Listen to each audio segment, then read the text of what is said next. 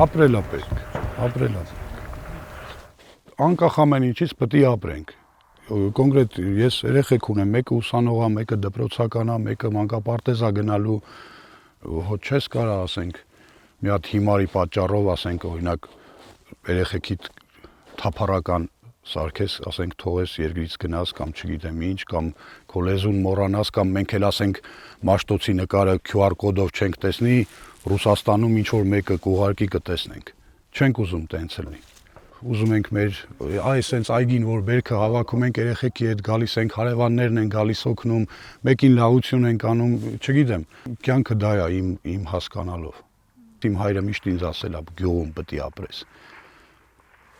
Չգիտեմ, ոնց որ մարդը պետք է ապրի իր պապական տանը, հայրական տանը, մանավանդ որ ասենք ծնողներիս միակ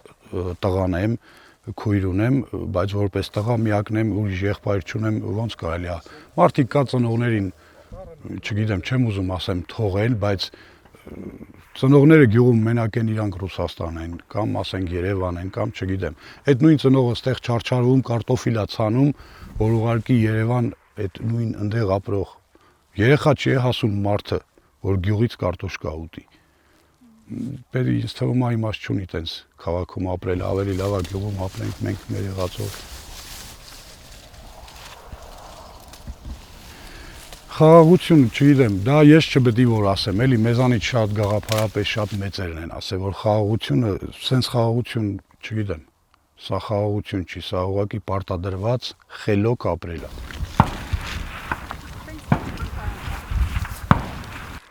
Այնքան որ մեզանից ավելի ուժեղ սերունդ, մեզանից ավելի գաղափարապես միգուցե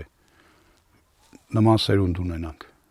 Հիմա մեր երեխեքը այն ձևով, այն համակարգով, որ կրթվում են, այդ ամեն ինչը բերում է նրան, որ մի քիչ հույսը կտրվում է մեր, որ նման սերունդ կլինի, բայց ամենայն դեպս Աստված տվել է միշտ